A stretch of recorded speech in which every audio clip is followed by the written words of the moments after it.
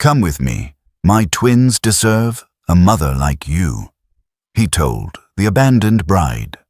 At the station, the crowd parted like a tide as Abigail Warren stood alone in the center of Cheyenne's bustling train station, her once pristine wedding gown now streaked with dust and the remnants of tears. Strands of chestnut hair clung to her cheeks, damp from the morning's heartbreak. The wire, still crumpled in her trembling hand, said it all in cruel, short words. Marriage arrangement terminated. Do not come. Family circumstances changed. That was it. No name, no explanation, no remorse. Passengers hurried past her, unaware or perhaps pretending not to see the young woman marooned in satin and lace, standing as still as a tombstone, 1,000 miles from Boston.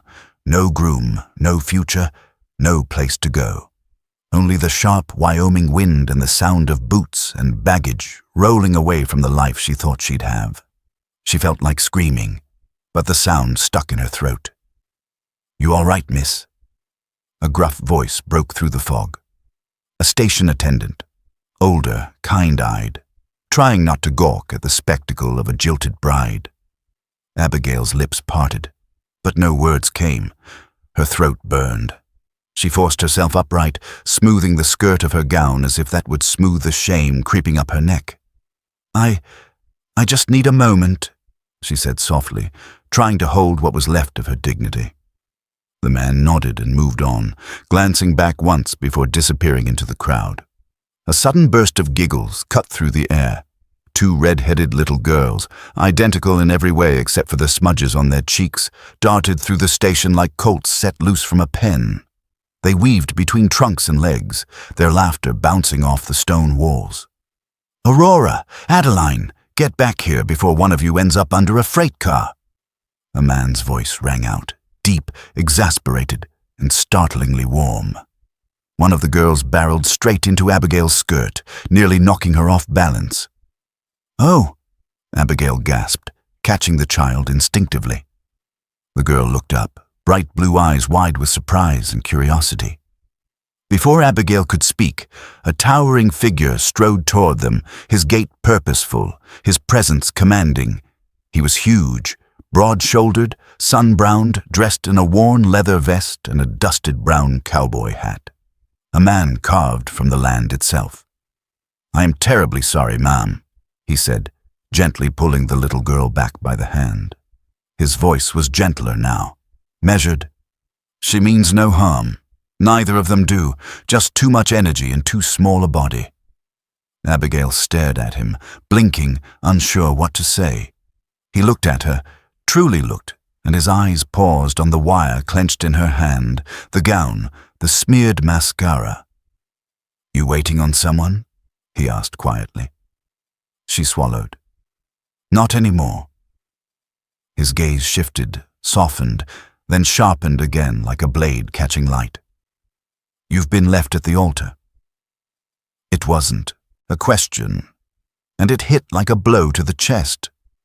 "That's none of your concern," she replied, a little sharper than intended. He nodded once, like he expected it.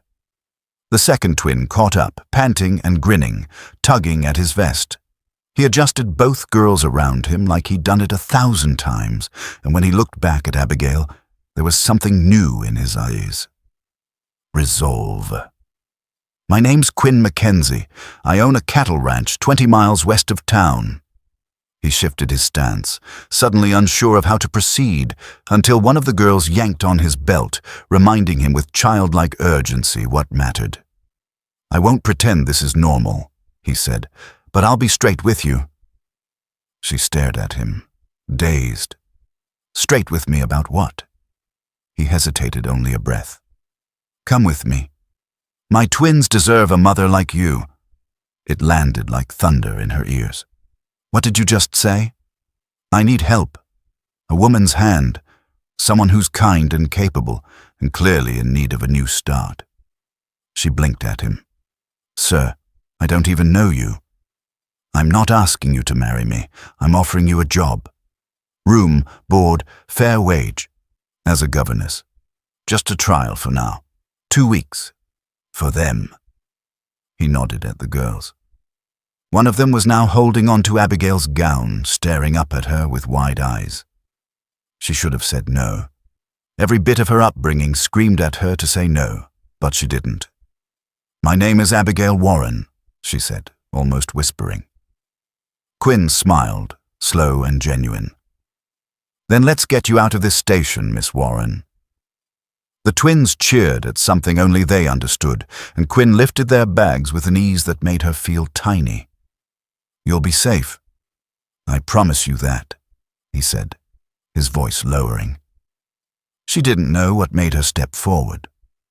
Pride, perhaps, or the devastating pull of not wanting to go back to Boston, a humiliated woman with nowhere to land. Maybe it was the little hand still clinging to her dress, or the strange peace in Quinn's tired eyes. Or maybe, just maybe, it was something providential. Abigail climbed into the wagon. The road out of Cheyenne was dry and bumpy. Abigail sat beside Quinn on the high bench seat, the twins in the back clutching a ragged doll and a basket of apples. The mountains loomed in the distance, blue-gray and silent. Quinn didn't talk much. When he did, it was practical. What roads they'd take, where the land dipped, how long until supper. Abigail didn't talk much either. Her mind was a storm of Boston, of telegrams, of lace dresses and social ruin, of the way Quinn had looked at her like she wasn't broken, only drifting. He'd brought a blanket for her legs, and when the wind picked up, he passed it over without a word. That small act, a kindness without ceremony, chipped something loose in her chest. By the time they pulled into the ranch, her gown was ruined, her hands sore from gripping the seat, and her heart, strangely, less shattered than it had been. Mrs. Hodgson, a round, stern-looking woman, met them at the porch with a look of pure suspicion. "Quinn Mackenzie," she called, "what foolishness have you brought home this time?" "She's the girl's new governess," he said simply. "This is Miss Warren." There was a long pause. "In a wedding gown?" the woman huffed, eyeing Abigail from top to hem. "It's a long story," Abigail murmured. The older woman softened slightly. "Aren't they all?" Inside, the house was warm, not fancy, but clean. Smelled like stew and pine and something Abigail couldn't place. Belonging. She was shown to a small bedroom at the end of the hall. A patchwork quilt covered the narrow bed. A chipped basin sat on the washstand. Out the window, the sunset painted the sky in molten gold. She closed the door, leaned against it, and let herself exhale for the first time all day. She didn't cry. She didn't laugh either. She just stood there in that borrowed room in the middle of nowhere, with a ruined wedding dress and a name she hadn't spoken in hours.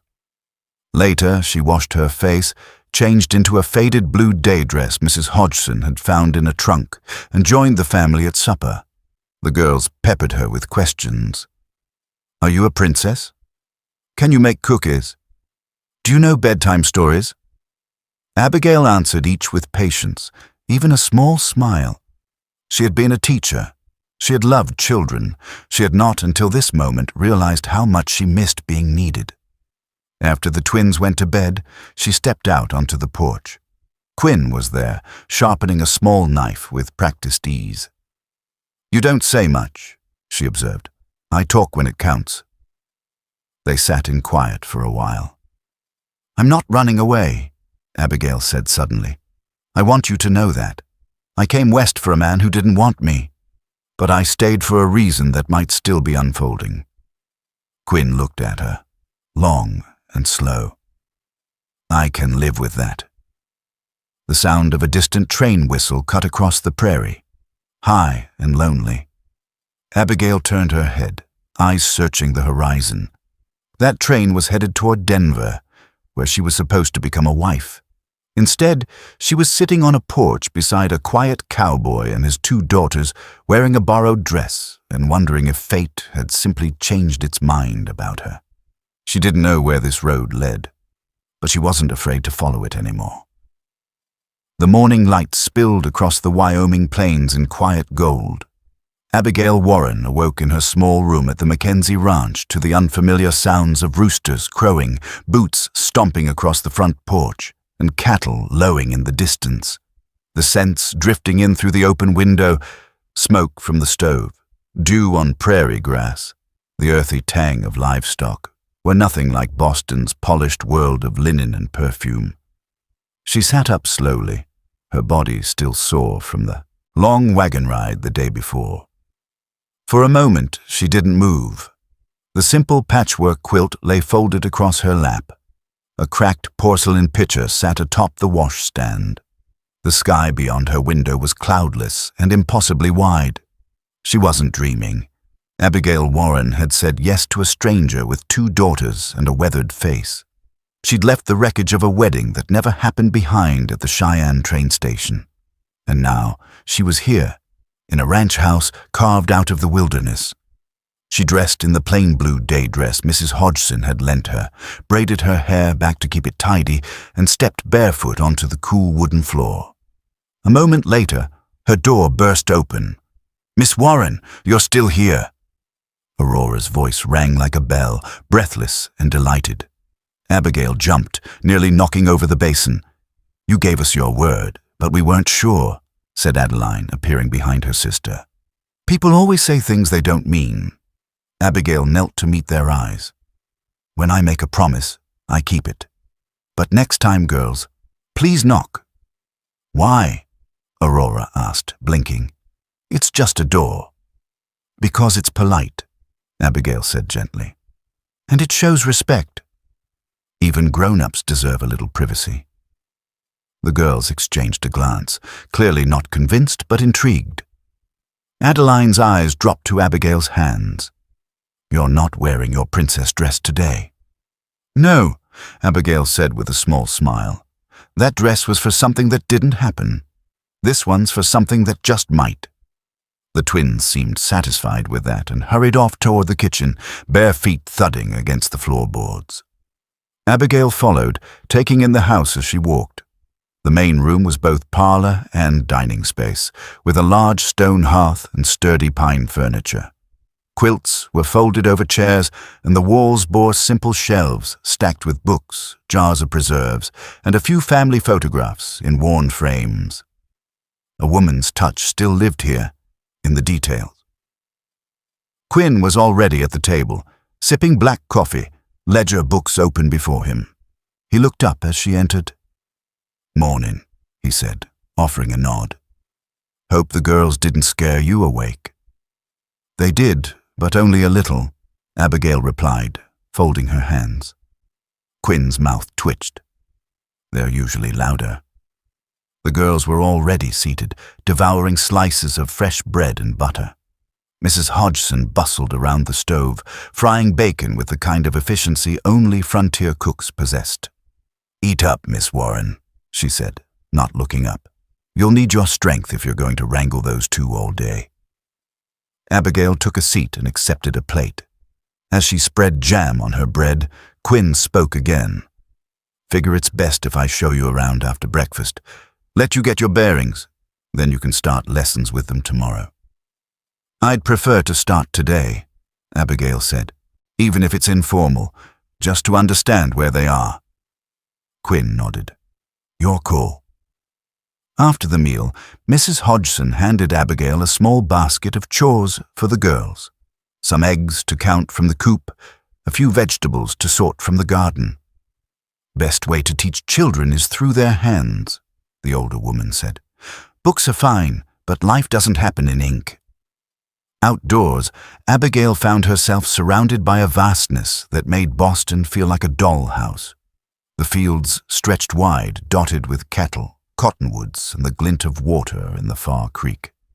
She showed the girls how to count the eggs carefully, praised them when they remembered their numbers, and made a little game of who could carry vegetables without dropping them. They laughed, competed, and occasionally tried to trick her into saying yes to more play and less learning. Abigail handled them with patience and humor, drawing from her old teaching days. though no classroom in Boston had ever included chickens, dust, or grasshoppers landing in her hair. By mid-morning, the sun climbed higher, and the girls had tired themselves out chasing a rabbit they had no hope of catching. Abigail sat on the porch steps, watching Quinn across the yard as he worked with one of the ranch hands to repair a broken fence post. She watched the way he moved, measured, steady, capable. Not a word wasted. When the hammer slipped from the younger man's grip, Quinn caught it without a word and handed it back. When the hand made a mistake, Quinn corrected him quietly, then helped redo the section. There was a quiet discipline to him, a strength that didn't need to be spoken aloud. Later that afternoon, while the girls napped in a sunlit heap of quilts, Abigail helped Mrs. Hodgson shell peas at the kitchen table. "Quinn's a good man," the older woman said without preamble. "But he's been holding too much alone since Martha died. You'll see it in his eyes if you look long enough." Abigail didn't reply. "You've got away with those girls," the cook continued. "Most folks don't. They're wild as foxes and twice as clever, but they've taken to you." "They're bright," Abigail said, thinking of Aurora's endless questions and Adeline's quiet curiosity. "They're grieving," Mrs. Hodgson corrected. "Just like their father. They've lost more than most grown women could handle." Abigail nodded, swallowing the lump in her throat. She knew grief. Her own parents were gone, buried back east in churchyard ground that had grown cold long before she boarded that train. The rest of the day passed quietly. Lessons disguised as play, alphabet letters traced in dirt with sticks, a tin cup counting game with buttons and marbles. Abigail told them a story before supper, something about a girl who tamed a wild pony, earning gasps and wide eyes. At dinner, the girls were full of energy again, chattering over each other while Quinn listened with that same tired patience. Abigail caught his gaze once across the table. It lingered just long enough to leave her wondering what he saw in her face. After supper, Abigail helped carry dishes to the wash basin. Mrs. Hodgson shooed her away with a flap of her apron. "Go rest. You've done more than enough for your first day." Abigail retreated to the porch. The air was cooling now, the sky tinged with lavender. Crickets chirped. Somewhere in the barn, a horse stomped its hooves. Quinn joined her a few minutes later, a steaming mug in his hand. "Girls are asleep," he said, "or pretending to be." "They did well today," Abigail said. "Their minds are sharp, a bit chaotic, but sharp." Quinn chuckled softly. "That's them." They sat in silence for a time. "Thank you for today," he said finally. "For staying, for trying." "I needed a place," she answered simply. "You needed someone. Maybe that's enough for now." A rustle behind them caught their attention. Then a soft cry, high and panicked. Quinn stood instantly. "That's Adeline." They hurried inside. In the dim hallway, the girl's bedroom door was ajar. Adeline sat up in bed, cheeks wet, eyes wide with fear. "Mama," she sobbed. "Mama, don't go." Aurora stirred beside her, confused, reaching out but unable to comfort. Quinn crossed the room in 2 strides, kneeling beside his daughter. He murmured softly, brushing her damp hair back. Abigail lingered in the doorway, unsure whether to intrude. But Adeline's tear-filled gaze found her. "Miss Warren," the little girl whispered. "Please." Abigail stepped forward without thinking. She sat on the edge of the bed, her hand finding Adeline's instinctively. "It's all right," she said gently. "You're safe now." The child curled into her side, trembling. Abigail smoothed the girl's copper hair, glancing at Quinn. He gave a small nod. Gratitude. Permission. Aurora reached for her other hand, pulling it close. She stayed with them until their breathing slowed, until the sobs faded into dreams, until the room filled with peace again. Later, as she rose quietly and turned to leave, Quinn met her at the doorway. "First night," he said, his voice rough. Abigail nodded. I think they just needed someone who didn't leave. They're not the only ones, he said softly. She didn't answer, because in the quiet of that moment she knew exactly what he meant. By the end of her first week on the Mackenzie ranch, Abigail had begun to breathe again, not with ease, not entirely without fear, but with rhythm. The days unfolded with simple patterns. Mornings began with the twins thundering down the hallway and pounding on her door, often before the sun had fully cleared the ridge. After breakfast, she led lessons at the kitchen table or outside beneath the cottonwood tree where the shade was generous and the girls could be bribed into attention with promises of games afterward. Afternoons were spent exploring, reading aloud, counting fence rails, collecting wildflowers for pressing, or helping Mrs. Hodgson shell beans and tell stories from her youth that always seemed half truth, half tall tale. And then there was Quinn. Quiet, steady Quinn, who spoke when needed and always with purpose. He rose before dawn and didn't rest until after supper. He wasn't quick to laugh, but when he did, deep and low, it lingered in Abigail's chest longer than it should have. He was a father first, a rancher second, and a man who, despite the layers of silence he wrapped around himself, noticed more than he let on. One morning, after a particularly successful lesson where the girls correctly recited every letter of the alphabet backward and forward, with only 3 arguments and 1 overturned inkwell, Quinn approached Abigail as she was brushing dust from her skirt. You've earned a tour, he said simply. A tour? He gestured to the stable behind him. You've seen the inside of the house and the garden, but the rest of the land, the real work, thought you might want to understand where you are. I'd like that, she admitted, surprised and a little touched. Very much. He nodded once and turned toward the barn. You ever ridden proper? I rode side saddle as a girl, she replied, walking beside him, though I imagine that doesn't count for much out here. It counts, he said, just not in the way that keeps you upright on a horse at full gallop. Abigail laughed, and the sound surprised them both. In the barn, Quinn selected a gentle sorrel mare named Daisy for Abigail, adjusting the stirrups with quiet care. He placed a folded quilt on the saddle for comfort and handed her the reins. Best ride astride, he said. It's not a Boston parlor. Abigail looked at the horse, then at the saddle, then squared her shoulders and mounted. It wasn't graceful, but it was solid. Quinn gave a soft grunt of approval. You're braver than you look. Is that meant to be a compliment? It is. They set out at a slow pace, the twins waving from the porch, Mrs. Hodgson calling after them to bring back their manners if they found them. The land rolled wide and green, framed by distant hills and dotted with grazing cattle.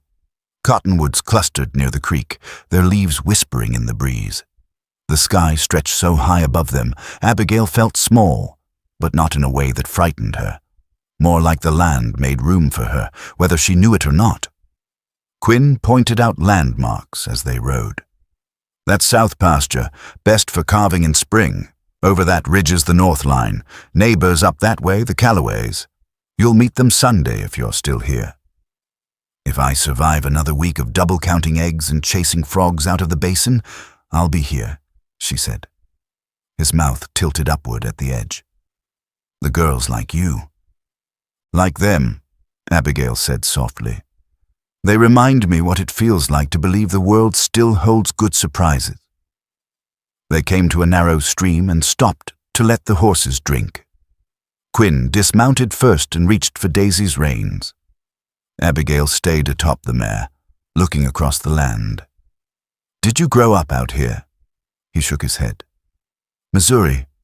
My father brought us west after the war. Said the land back east held nothing but ghosts. Was he right? Quinn didn't answer for a moment. Then, he was right about the ghosts. Whether this land chased them away or gave him new ones, I never asked. She looked down at him. You've built something strong here.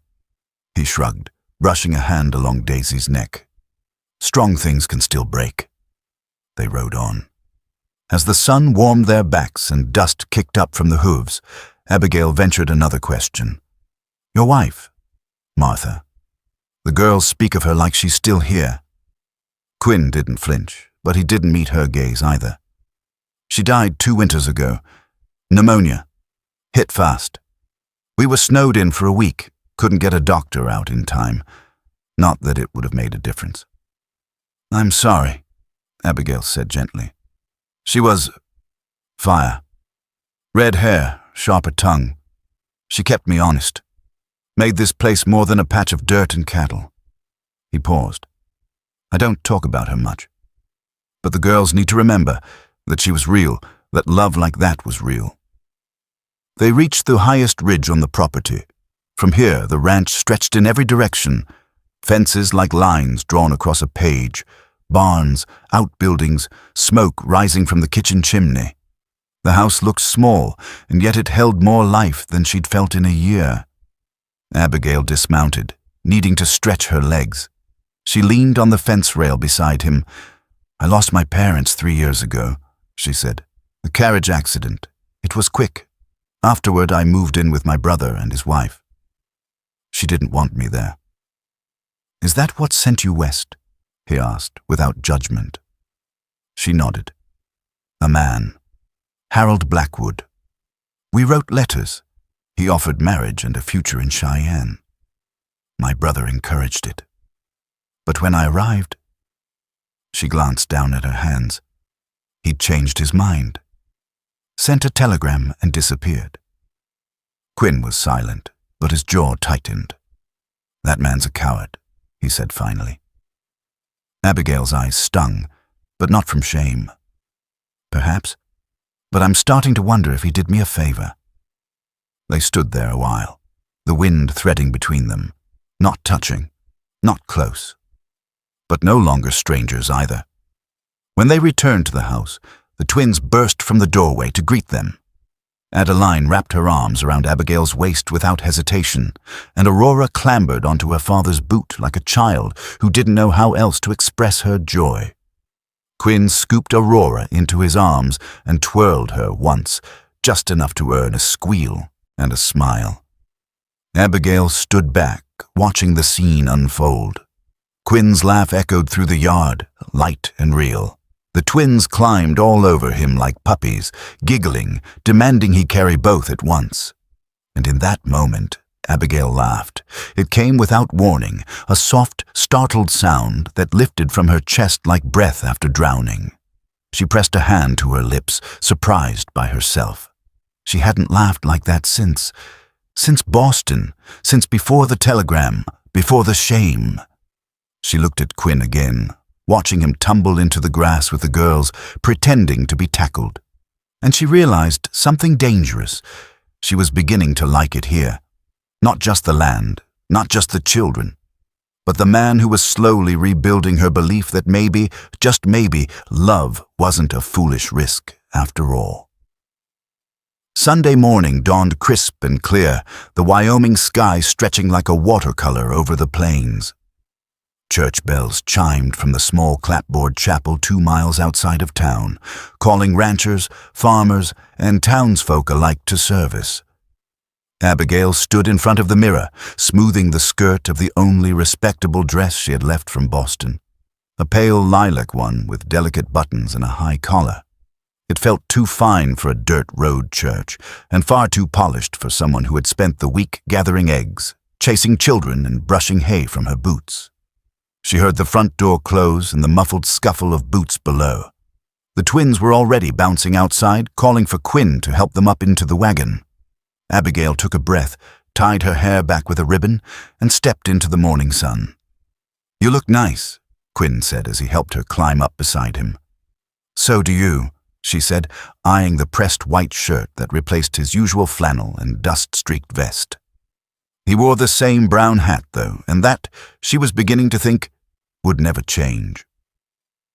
The twins, clad in matching navy dresses with fresh braids, sat in the back with baskets of cookies they insisted on bringing to share. As they rode into town, Abigail felt the tightness return to her chest. It wasn't the land or the wagon or the girls. It was the eyes. She'd seen them before, in Boston parlors and drawing rooms, the way women leaned a little closer to whisper behind fans. The polite questions that were more like knives. Quinn noticed her shift in posture. "You don't have to go," he said quietly. "I do," she replied, "for them and for myself." When they arrived, families were already filing into the white church. Children kicked up dust in their Sunday shoes while their parents murmured greetings. As soon as Quinn stepped down from the wagon with the girls, people turned. It wasn't the Mackenzies they were looking at. It was her. The abandoned bride turned governess, a woman alone, a woman living under the same roof as a widowed man, and not a ring in sight. "Morning, Quinn," a rancher called, shaking his hand. "Good to see you, Wes," Quinn replied, shifting his daughter in his arms. "This is Miss Abigail Warren. She's teaching the girls." The man nodded politely but didn't hold her gaze. As they walked toward the church steps, a voice cut through the crowd, sweet and sharp. "Well now, Quinn Mackenzie, you've been hiding things from us." A tall, thin woman with perfectly coiffed silver hair stepped forward. Her black-gloved hands rested on her Bible like it was a weapon. "Mrs. Calloway," Quinn greeted evenly. She glanced at Abigail, smiling without warmth. "And this must be the new companion." "Miss Warren is the girl's governess," he said, his tone cool. "She's staying at the ranch." Mrs. Calloway's eyes narrowed a fraction. "Of course. Always good for children to have a woman's influence, especially when there's no mother in the home." Abigail didn't flinch. "Children need more than whispers and wagging tongues, Mrs. Calloway. They need stability, patience, and someone willing to meet them at their level. I'm not here to play house. I'm here to teach." The older woman's lips pinched. Quinn cleared his throat. "We'd best get inside," he said, motioning for the twins. Inside the church, Abigail sat between the girls, while Quinn took a place at the end of the pew. The sermon was forgettable, but the stares weren't. Every time she looked up, someone was watching. Whispers drifted from the pew behind them. A few mothers shushed their children with an unusual amount of urgency. After the service, Mrs. Calloway approached again, this time flanked by two other women. Ladies, Abigail assumed, made up the so-called Morality League of Cheyenne. "We do so admire your courage," Mrs. Calloway said, voice honeyed, "taking on the burden of another woman's children. So many girls nowadays are far too concerned with appearances." Abigail met her gaze head-on.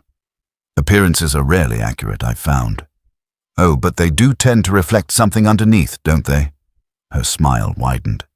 "Still, it's not our place to judge. We just worry about the children, that they're being properly raised. Then you'll be happy to know they're learning to read, write, and think critically, including how to tell truth from gossip," Abigail replied. Quinn appeared at her side like a storm rolling in from the prairie. "That's enough, Margaret." Mrs. Calloway blinked in feigned surprise. "I was only saying—" "You said enough," Quinn snapped. "You got a problem with how I raise my daughters. You bring it to me." She sniffed. "No need to get defensive. But people do notice things." "Let them notice," he said. "I don't answer to people. I answer to my children and my own damn conscience." With that, he took Abigail's elbow, nodded curtly, and guided her toward the wagon. The twins were already clambering up with the basket of cookies untouched. They rode home in silence. The girls, sensing the tension, whispered softly in the back. Abigail stared out over the fields. She felt it rising again, the old shame, the weight of watching eyes, the fear of being branded something she wasn't. "I should have stayed home," she said finally. "I made it worse." Quinn didn't answer for a long time. When he did, his voice was low. "You didn't do anything wrong." "No, but they'll still talk. They always have. About me. About Martha. About the land. doesn't mean they're right. Abigail folded her hands in her lap. It's different for me. I don't have roots here. I don't have a name that buys me grace. You have mine if you want it, he said. The words hung heavy between them. I'm not offering marriage, he added quickly. Not yet. I'm saying if anyone questions your place, they can answer to me. I don't need you to defend my honor, she said quietly. I know, but I will anyway. They didn't speak for the rest of the ride. Back at the ranch, the twins rushed inside. Abigail lingered near the porch, her hand on the post, watching the prairie wind ripple through the grass. She wasn't angry. Not at Quinn. Not even at the women. She was tired of fighting for space to simply be. Later that afternoon, she gathered the girls on the porch for their numbers lesson. They counted stones, traced figures on the slate board, and practiced adding chickens and subtracting imaginary foxes. Abigail knelt beside them, coaching patiently, her smile slow and real. Quinn stood just inside the house, leaning against the frame. He watched her as she tucked a curl behind Aurora's ear, as she gently corrected Adeline's shaky 8. And in that moment, something settled deep in his chest. He had lost Martha. He had braved 2 winters alone. But looking at Abigail now, kneeling in the sun with his daughters, yes, he knew. This was the woman of his family. Even if the town wasn't ready for it, he was. The air that morning was full of humming insects and the warm sweetness of summer fruit ripening under the Wyoming sun. Abigail stood on the back porch, shading her eyes with one hand as she watched Aurora and Adeline chase each other down the path toward the edge of the orchard. They were barefoot, their laughter rolling across the tall grass like birdsong. Not too far, she called, already following with a woven basket on her hip. We're here to gather berries, not go wading. Yes, Miss Warren, the girls chorused back in unison, voices trailing behind them. The creek curved along the edge of the Mackenzie property, half hidden by willows and thick brush. Wild gooseberries grew in tangled rows near the water, thorny and stubborn, but the fruit was worth the fight. Abigail crouched beside the bushes, plucking the red berries one by one, while the girls took to the hunt with all the excitement of a treasure expedition. Aurora sang a nonsense song about berry pies. Adeline was quieter, humming softly, her small hands stained with juice already. Careful of the bees, Abigail warned. They like these bushes as much as we do. But her warning came a beat too late. A sharp yelp split the quiet. Abigail jerked upright to see Adeline stumble backward from the bush, clutching her arm.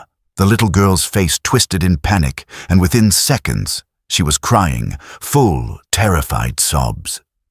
Abigail dropped the basket and ran. I didn't mean to, Adeline gasped, her arm red and swelling fast. It just flew at me, and I tried to swat. You're okay, I've got you, Abigail said, crouching to scoop her into her lap. Aurora hovered nearby, eyes wide with fear. It's a bee sting, Abigail said, more for Aurora's benefit than her own. We'll get the stinger out, put something cool on it. You'll be all right, sweetheart. Adeline clung to her shirt, trembling. I want Papa, she whispered through hiccups. I know, baby. But I'm here now. Abigail brushed the red curls away from her damp forehead. Her own hands didn't tremble, even as her chest tightened. She didn't think. She acted. She fished a small sewing needle from the pouch tied at her waist, disinfected it quickly with water from her canteen, and carefully coaxed the stinger free. Then she pressed a cool cloth soaked in creek water to the swelling. All the while, she held Adeline close, rocking gently. It's going to sting for a while, she whispered, but you are so brave, even braver than me. Adeline sniffled and buried her face deeper against Abigail's shoulder. By the time Quinn arrived, having heard Aurora's panicked cries from across the pasture, Abigail was sitting under the willow tree with Adeline curled in her lap, half asleep but calm.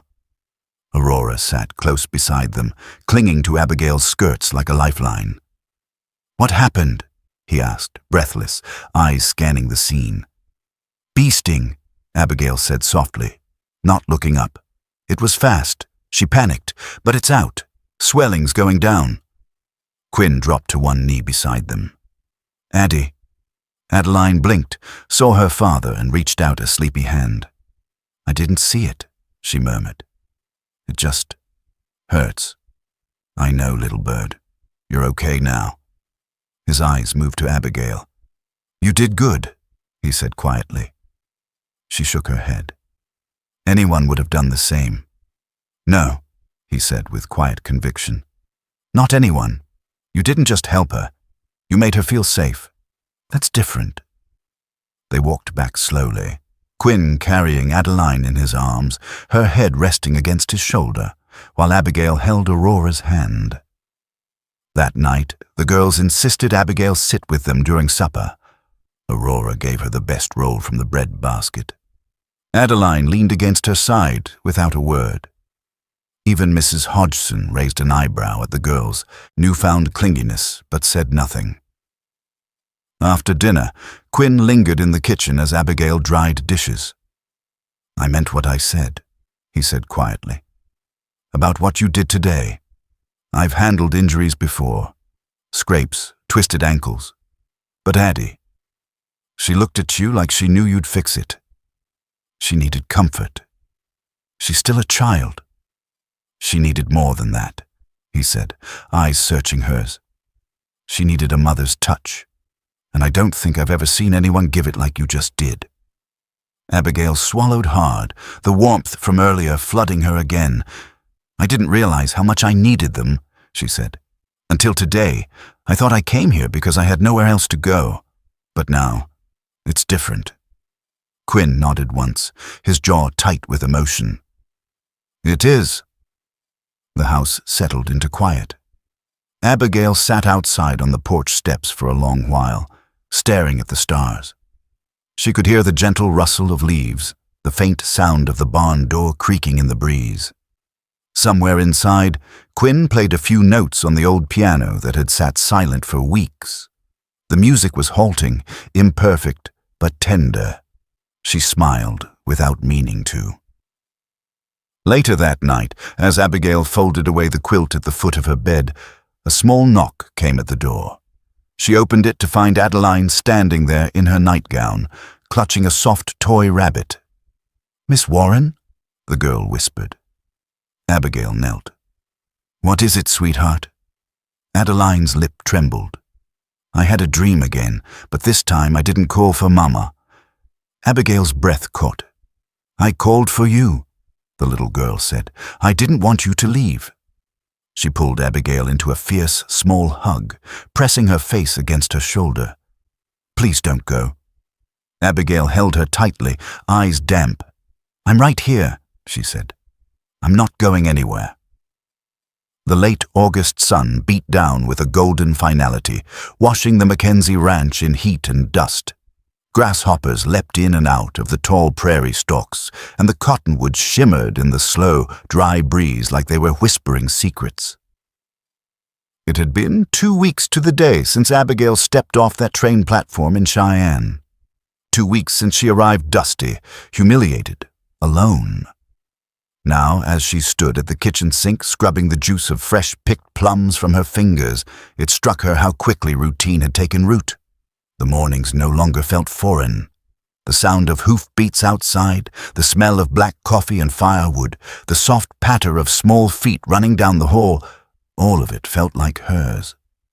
She turned to glance through the open window, where Aurora and Adeline were picking through a basket of rocks for their geology lesson. Nearby, Quinn crouched beside a fence post, hammering a new slat into place, shirt sleeves rolled to the elbow, sweat glistening on the back of his neck.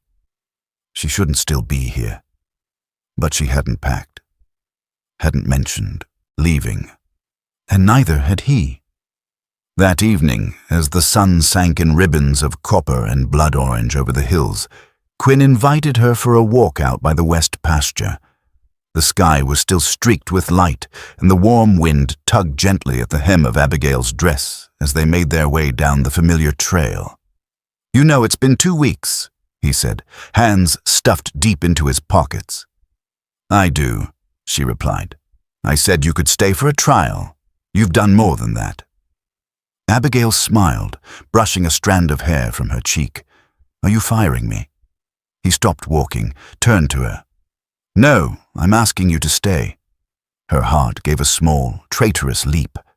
"I mean properly," he went on. "Not just until winter, not just for the girls. I'm offering you a permanent place here, as their teacher, their anchor." Abigail let the wind fill the pause. She turned toward the distant ridge, the fence line she helped the girls measure last week. The place where Adeline had called for her in the night, where Aurora had curled against her while reading fairy tales by lantern light. "You're offering me more than a job," she said finally. "I am," Quinn admitted. "But I'm not asking for something you're not ready to give." She nodded slowly. "I never told you the full story, about why I came. You don't have to. I want to." He waited, silent and steady as the land around them. "I was engaged to a man I never really knew," she began. "We wrote letters for nearly a year. I thought I loved him. Maybe I loved the idea of him or what he promised. Security, a future, a family." Quinn didn't interrupt. "When I stepped off that train in Cheyenne, I thought I was walking into the next chapter of my life. Instead, I got a telegram saying he'd changed his mind. No apology. No explanation." Her voice caught, but she pushed through. "I wanted to be angry, to scream, but all I could think was that I'd left everything behind, my family, my reputation, and now I had nothing." "You have something now," Quinn said. She turned to face him. "I didn't think I'd ever belong again. Not anywhere." Quinn took a step closer, his voice low. "You belong here." They stood there a while, the grass rustling at their feet. "There's something about this place," she said, softer now. "Something about your girls. And you." He looked at her then, really looked. And in his eyes was something that hadn't been there before. Not just gratitude, not duty, but a kind of quiet hope, vulnerable and open.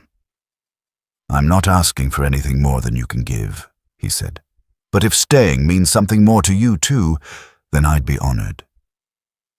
She didn't answer right away. But when they walked back to the house, her fingers brushed his once. And when he didn't pull away, she let them linger. That night, the girls begged for one more story. Abigail sat on the bed between them, reading until their eyelids drooped and their small hands went slack in her lap. She kissed them both goodnight, tucking the quilt tighter around their little bodies. The lamp flickered low in her room. She lay in bed, staring up at the ceiling, the hush of prairie wind brushing against the window pane. Her fingers found the delicate silver band around her neck, the ring her mother left her. She slid it free and held it in the moonlight. The metal caught the glow, casting a faint circle across the blanket.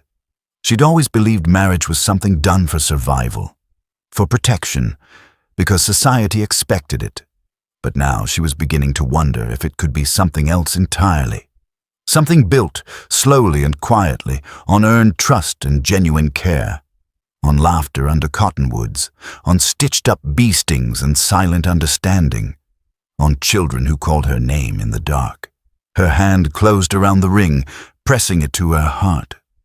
Could she be a wife again? And this time, could it be for love? Autumn came early that year, the Wyoming sky softening to a paler blue, the wind gaining that dry, whispering edge that tugged at hemlines and scattered golden leaves across the yard. The Mackenzie ranch bustled with the rhythm of harvest. Crates of apples, baskets of root vegetables, and rows of corn, tall as a man, swaying under the weight of their own bounty. Abigail had slipped into ranch life so completely that she no longer noticed the dirt beneath her fingernails or the ache in her back at sundown. Her dresses had taken on the scent of hay and cinnamon, Her hands knew every creak in the kitchen floor, and her heart, though she wouldn't say it aloud, had mapped itself to the land, the house, the people.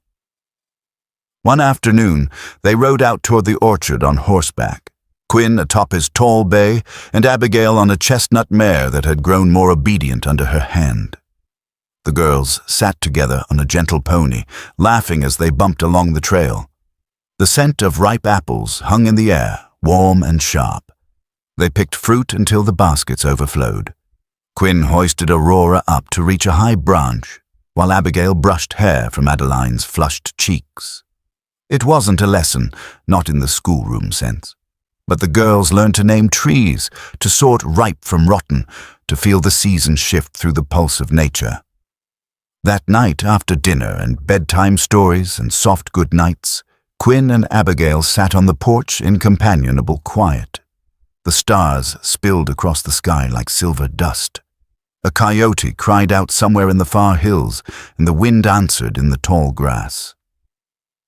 "I used to sit out here with Martha," Quinn said, his voice low.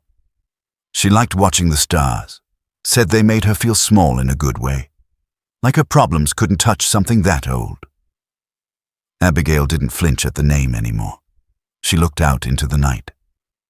"She must have been strong," she said. "She was, but soft too. She didn't grow up out here. I worried the land would break her, but she learned fast. Just like you."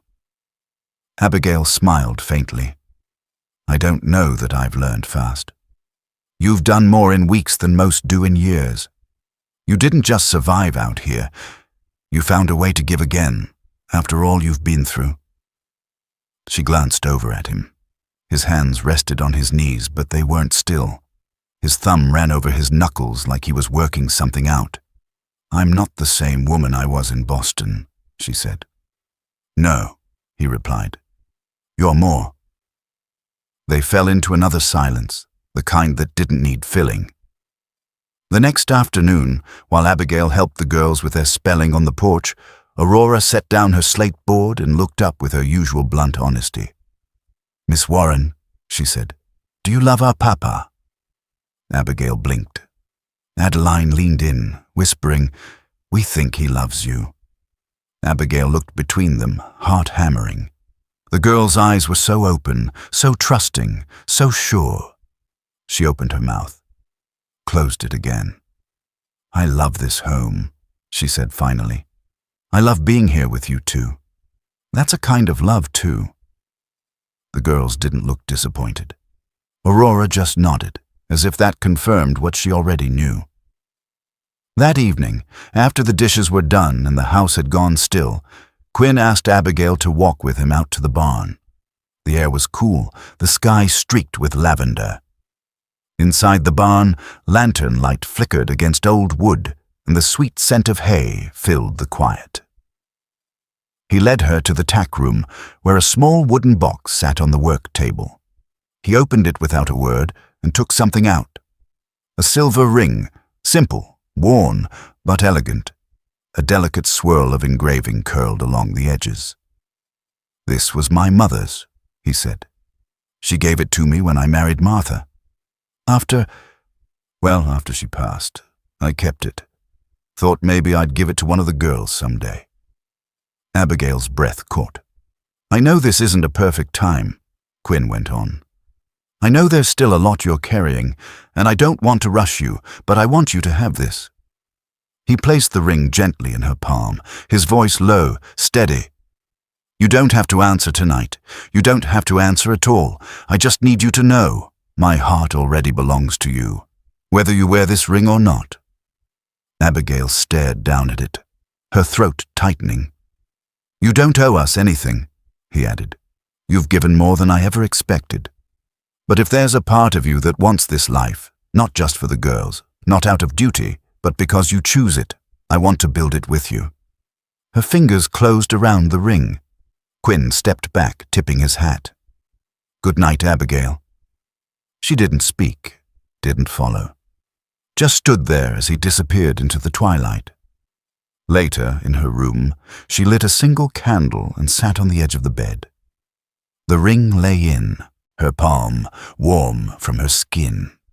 She traced the engraving with her thumb, then looked out the window.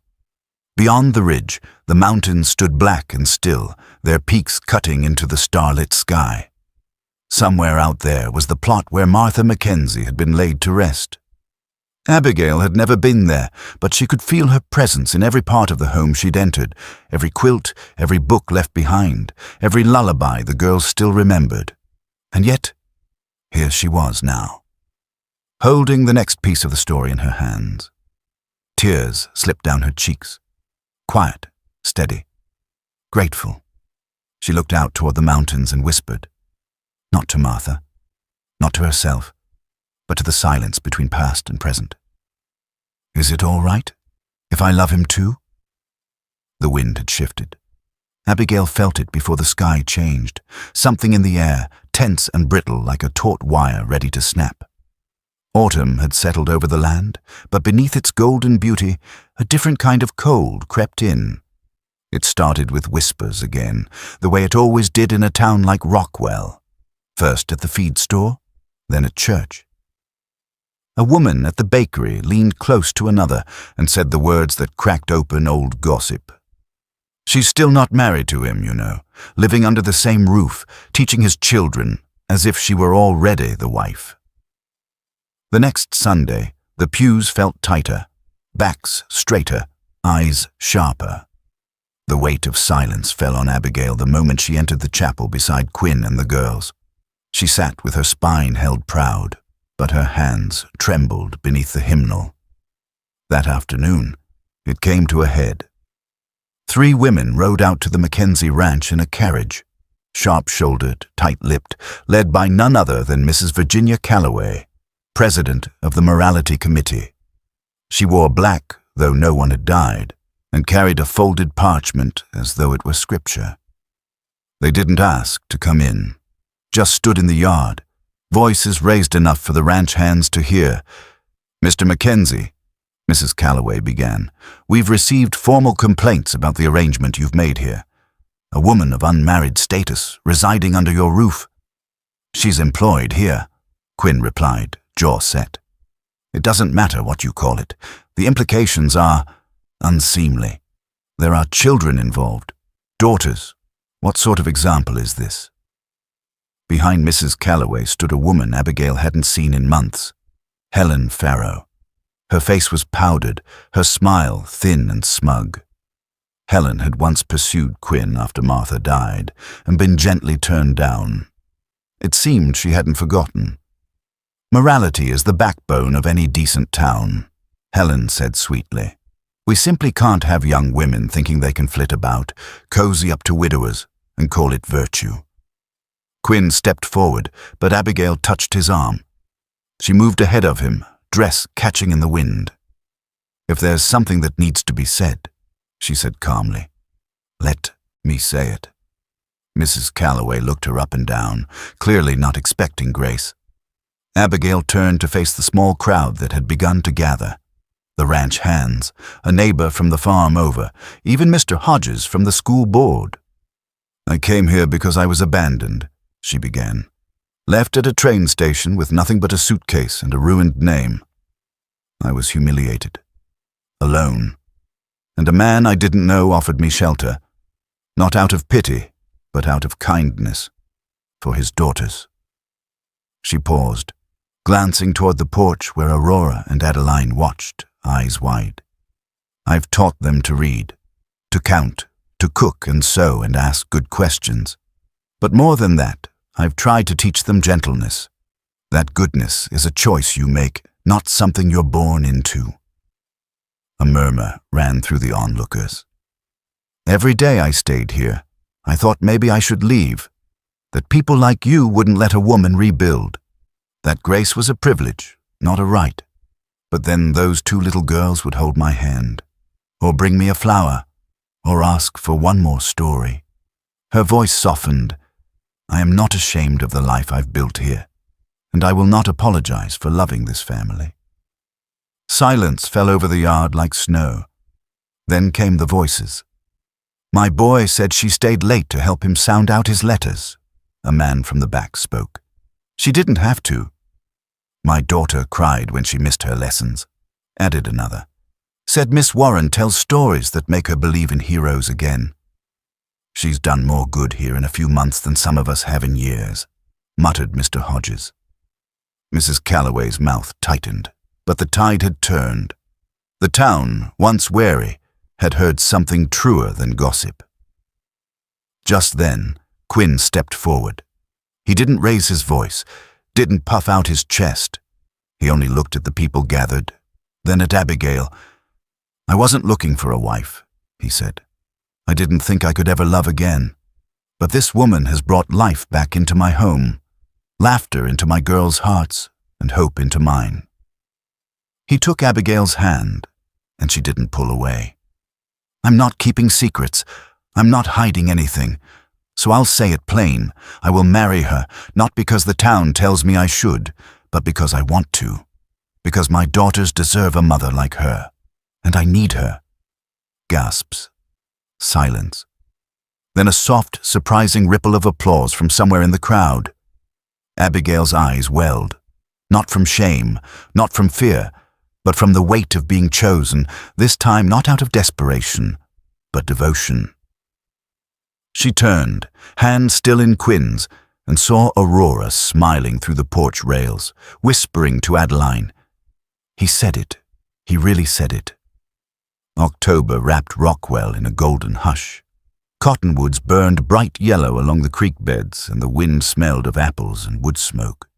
It was the kind of autumn that made people believe in fresh starts. And this time, the town did more than whisper about Abigail Warren. They showed up for her. Mrs. Hodges offered her parlor for fittings. Mr. Boone, the old carpenter, built an archway from split cedar to stand by the creek. The school children pressed leaves into wax paper for decorations. Even Mrs. Calloway, though stiff-lipped and tight-gloved, sent over a jar of plum preserves with a note written in careful script. "Congratulations on the union. May it be respectable and lasting." The ceremony was set for the third Sunday in October, not in a church but beside the same creek where Adeline had once fallen and Abigail had cradled her like her own. That morning, Abigail stood in front of a small mirror in her room, smoothing the folds of her new dress. It wasn't the same one she'd worn on the train. That one had carried heartbreak and broken promises. This one was simpler. Cream-colored muslin, lace hand-stitched by Mrs. Hodgson and the girls. She touched her hair, pulled back with a sprig of rosemary from the kitchen garden. Her hands didn't shake this time. When she looked in the mirror, she saw not a cast-off bride, but a woman ready to walk into her own story. Outside, Aurora and Adeline waited, both in pale blue dresses with wildflower crowns tipping sideways on their soft curls. Aurora held the small bouquet. Adeline clutched Abigail's hand like she'd never let go. "Are you nervous?" Adeline asked. Abigail knelt down. "No," she said honestly. "Not today." The clearing by the creek shimmered with sunlight. A patchwork of quilts lined the grass for guests. The archway stood proud, wrapped in vines and apple blossoms someone had coaxed into bloom early. And at the center of it all stood Quinn Mackenzie, broad-shouldered, hat in hand, eyes never leaving hers. When Abigail walked toward him, it felt less like a wedding and more like a homecoming. Mrs. Hodgson cried halfway through the vows, clutching her husband's arm. The girls passed the rings with solemn pride, and when Quinn took Abigail's hand, his voice caught just once. "I've walked this land alone," he said. "But from this day on, I will walk it with you, not just as the mother of my children, but as the woman I choose every morning for the rest of my days." Abigail's answer came not in words, but in the way her eyes shone, steady and sure. After the ceremony, laughter and music rose into the crisp afternoon. Children danced barefoot on the grass. The supper was simple: roast chicken, cornbread, cider, and no one left hungry. As dusk fell, Quinn led Abigail to the small log cabin he'd finished just last week. It sat by the creek, tucked beneath a red-leafed oak. Not grand, not polished, but sturdy, built by his hands for her. Inside, the fire crackled low. She stepped over the threshold and he followed, closing the door softly behind them. He took her hand, bringing it to his chest. "You're not just my wife, Abigail," he said, voice low. "You're the mother of my children, and you're the woman I'll hold the rest of my life, no matter the storms." Abigail leaned into him, eyes shining with tears, and something deeper, peace. Outside, the wind rustled the leaves. Inside, the home they'd waited their whole lives for had just begun. The prairie stretched gold and wide beneath a cloudless sky. Abigail rode slow, the sway of the horse easy beneath her, even with the swell of her belly beneath her riding coat. Aurora and Adeline rode beside her, giggling as they tried to match their mother's pace. The girls had grown taller this past year, freckles darker, laughter louder, and now they were about to be big sisters. They found Quinn out in the south pasture, checking the fence line. He looked up, his hat tilted against the sun, and smiled the way he only did when he saw all three of them together. Abigail dismounted carefully. He was beside her in 2 strides, one hand on her back, the other on her belly. "You shouldn't be riding this far," he said, but there was no scolding in his voice. Only worry disguised as love. "I'm not made of glass, Quinn Mackenzie," she answered, leaning into him. The girls ran ahead through the tall grass, chasing dragonflies, their laughter rising into the blue sky. "We talked names again," Abigail said softly. "If it's a boy, I still like Daniel. And if it's a girl?" Quinn nodded. "Martha." They stood quietly with that name between them, not a ghost, not a wound, but a blessing passed forward. That night after supper, Abigail sat by the window and finished her letter to her brother in Boston. The paper smelled faintly of wood smoke. Her handwriting was firm. "Dear Nathaniel, it's been nearly a year since I stepped off that train with nothing but a suitcase and shame. But now I have a home, a real one, a husband who listens more than he speaks. 2 daughters who wrap their arms around me every morning like I've always been theirs. And soon, a new life to carry into the world. Tell Mother I still hum her lullabies. Tell Father the land is good here. It's not Boston, but it's mine now." Love Abigail the next morning. They rode out again, all 5 of them this time. The sky was orange and soft as they crested the last hill toward home. Quinn reached over from his saddle and caught Abigail's hand in his. She smiled and squeezed back. Behind them, the girls raced their ponies, whooping with joy. Ahead, the chimney smoke from their cabin curled into the evening sky, and the warm scent of harvest bread waited in the oven. A family made not by blood, but by choice, by courage, by grace. As the sun dipped low, bathing them in gold, the last image was of them all, hand in hand, saddle to saddle, riding home together into a life they'd built, not out of ease, but out of love. Because in the end, this wasn't just a story about a cowboy and a runaway bride. It was about redemption, about second chances, about how sometimes the family you find is the one you were always meant to have. And this is only the beginning. If this story touched your heart, don't forget to subscribe to Western Legacy, where love rides strong, hearts heal slow, and home is always just over the next ridge.